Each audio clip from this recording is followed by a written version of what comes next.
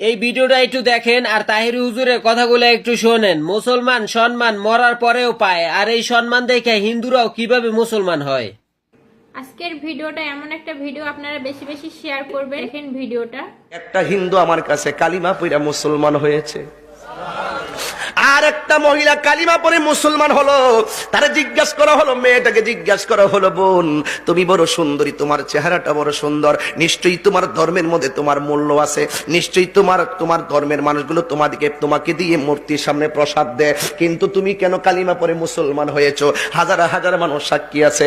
এই মেয়েটা ডাক দিয়া কয়, আমার বাবা মারা গেছে, আমার বাবার চিতাশালায় পোড়ানোর জন্য নিয়ে গেছে, কাঠের মধ্যে আমার বাবার লাকড়ির মধ্যে শোয়াইয়া আমার বাবারে শুবাইছে, এর উপরে আবার লাকড়ি দিয়া নিচ দিয়া আগুন ধরাই দিছে। একটু পরে দেখলাম বাবার শরীরের মধ্যে আগুন লেগে গেছে, এই পাটা হঠাৎ করে ঠ্যাঙ্গা বাইরা উপরে উঠে গেছে, আমার বাবার বডিটার মধ্যে লাঠি দিয়া বাইরাইতে শুরু করছে, কিন্তু দেখলাম বাবার গায়ের মধ্যে জীবনে কেউ আঘাত করে নাই, আমার চোখের সামনে বাবার পায়ের মধ্যে আঘাত করেছে। ঠিক ঘটনাক্রমে কিছুদিন পরে আমার মা মারা গেছে।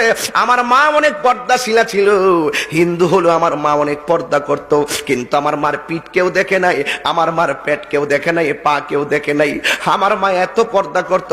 আমার আম্মা মারা গেল, আমার আম্মারে চিতাশালার মধ্যে নিয়ে গেছে, হিন্দুদের বিধি অনুযায়ী তারে পোড়াবে, লাশটাকে কাঁধে করে নিয়ে গেল, আবার লাকড়ির মধ্যে শোয়াইয়া তার উপর দিক দিয়ে লাকড়ি দিয়ে নিচ দিয়ে আগুন ধরাই দিল। আগুনটা ধরাই দিদিরই চোখের পলকে মার জামাটা পুইরা গেছে, যে এই মার বডি কেউ দেখে নাই, এই বডিটা মানুষের সামনে ওপেন হয়ে গেছে। আমি একটা মেয়ে হিসাবে বড় লজ্জা পাইছি। কিছুক্ষণ পরে আমার মা লাশটা পুড়তে পুড়তে পাটা উপর উঠে গেছে, লাঠি দিয়া বাইরাইয়া হাত পা গুলো একবারে গোড়া বানাইছে। এই যখন আমি দেখলাম আমার বাবার করুণ চিত্র, আমি যখন দেখলাম আমার মার এমন ভাবে পুরাইলো, তখন মুসলমানদের শেষ বিদায়ের কথা আমার মনে হয়ে গেছে। মুসলমানরা মারা গেলে কত সুন্দর করে চতুর্দিকে চারটা কাপড় টানাই, আবার কত সুন্দর গরম জল করে না, একেবারে বেশি গরমও দেয় না, আবার বেশি ঠান্ডাও দেয় না, কুসুম গরম জল দেয় যেন গায়ের মধ্যে আরাম লাগে। সবাই কয় গরম হইলে কত গরম দিস না, আবার ঠান্ডা হইলে এত ঠান্ডা দিস না। কুসুম গরম জলটা দেয় যেন আরাম লাগে। কুসকুস সাবানটা দে, অন্য সাবান দিলে কই ফেনা বেশি উঠবে, গায়ের মধ্যে ফেনা ফোনা লাগিয়া দেখবে। কুসকুস সাবানটা দে ভালো পরিষ্কার হয়, কিন্তু তার গায়ের ময়লাটা কাটে। এত মায়া কইরা তার লাশটাকে দাফন করে। বন্ধু রে, ও বন্ধু, একটা কথা মনে রাখবেন, হিন্দু মেয়েটার উত্তর দেখেন কত সুন্দর। আমরা তো রেডিমেড ইসলাম পাইলাম, কদর করতাম জানি না। আমরা তো রেডিমেড মুসলমানের ঘরে মুসলমান হইলাম, আমরা ভাবতে জানি না। আজকের ঈদগার মাহফিল থেকে ভাবতে হবে তুমি শ্রেষ্ঠ জাতি। কথা বলেন ঠিক কিনা বলেন? এই জন্য যুবক, এই মেয়েটা ডাক দিয়া বলে, ওই মুসলমানরা মারা গেলে কত সুন্দর করে তারা লাশটারে গোসল দেয়, আতর লোবান দেয়, চোখের মধ্যে সুরমা দেয়। আবার আছে একটা কিন্তু আছে, আমিও কিন্তু অনেক সময় লাশ যখন গোসল করাইতে যাই, ওই পেটের মধ্যে এইভাবে চাপ দেয়, চাপ দেওয়ার পরে নিচ দিয়া যে ময়লা বের হয়, টিস্যু দিয়া ময়লাগুলো মুসলমানরা পরিষ্কার করে দেয়। হিন্দু মেয়ে কয় পায়খানারা সবাই ঘৃণা করে, কেউ সামনে যায় না, কিন্তু মুসলমান মারা গেলে বডির মধ্যে চাপ দিয়া ফেট থেকে ময়লা বাইর করে, পায়খানা বাইর করে নিজে টিস্যু দিয়ে মুচ্ছা দেয়, গামছা দিয়ে মুচ্ছা দেয়, কোনো ঘৃণা করে না।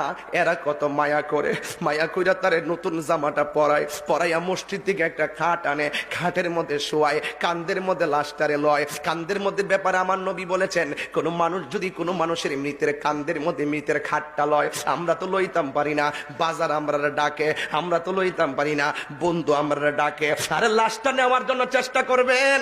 আমার নবী কই, কোন মানুষ যদি মৃতের লাশের খাটটারে কান্ধের মধ্যে বহন করে, 40টা কদম যখন দেয়, একটা কদম দিলে একটা কবিরা গুনাহ মাফ হয়ে যায়, 2টা কদম দিলে 2টা কবিরা গুনাহ,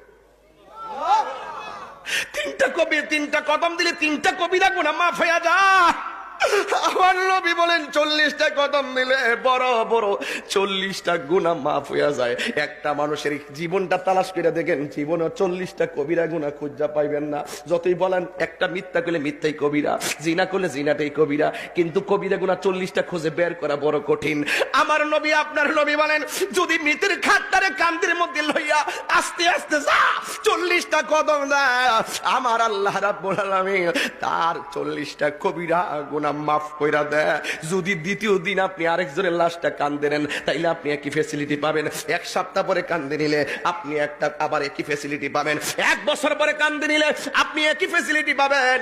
এক যুবকের দল হিন্দু মেয়েটা বলে, আমি দেখি মৃতের লাশ কান্দের মধ্যে নিয়া মৃতের লাশের কোনা দিয়ে আঙ্গুলটা লাগায় রাখে, কাফরের মধ্যে আঙ্গুলটা লাগায় রাখে, মাঝখান দিয়ে আঙ্গুলটা লাগায় রাখে। কত মায়া কইরা হাঁটি হাঁটি পা পা কইরা তারে লয়া যায় গোসল কানার ভিতরে নাক দিয়া তুলা ঢুকায়। জিজ্ঞাসা করা হয় কেন তুলা ঢুকাইলা? কয় বলতেছে নাকে দিয়া যেন পানি না ঢুকে, কানের মধ্যে তুলা ঢুকায়। কয় কেন পানির কানের মধ্যে তুলা ঢুকাইলা? কয় কান দিয়া যেন পানি না ঢুকে। আর আমার ধর্মে আমার বাপের গায়ে জীবনে কেউ আঘাত করে নাই, বাবার মৃত্যুর পরে বাবারে বাইরানো শুরু করছে। অথচ মুসলমানরা নাকের তুলা লাগায় যেন পানি না ঢুকে, কানের মধ্যে তুলা লাগায়। কত মায়া, কত মায়া কইরা তারে গুরুস্থানে লইয়া যায়। আবার গুরুস্থানের মধ্যে নিয়া মাটির মধ্যে লাভ মেনা ফালাইয়া দেয় না। 2-3 জন কবরের মধ্যে নাই মা তারে লাশটারে আস্তে কইরা কবরে নামায় একবারে কবরের মধ্যে শুয়াইয়া দে। হো বন্ধুরি, হো চাপুর চিনার খেওয়ার বাবা, হো খাওয়ায় পাক পাড়ার বাবা, ও চান্দির বাবা, কি দিয়ে ওয়াজ করতাম, কি বুঝাইতাম, আমার বড় কষ্ট লাগে। আমরা কত শ্রেষ্ঠ জাতি হইলাম। হিন্দু মেয়েটা উত্তর দেয়, আবার মাটি দিয়া চাপ দেয় না, উপর দিক দিয়ে বাঁশ দেয়, বাঁশের ফাঁক দিয়া যেন মাটি না ঢুকে। দেখেন কি সিরিয়াল টু সিরিয়াল আমাকে বলুন। বাঁশের ফাঁক দিয়া যেন আবার মাটি না ঢুকে, উপর দিক দিয়ে একটা চাটি দিয়ে আবার কেউ যেন ঢিল মাইরা মাটি না ফালায়, আস্তে আস্তে কইরা মাটিগুলা কবরে ফালায়। জোরে ফালাইলে মানুষের দমক দেয়, জোরে ফালাইস না।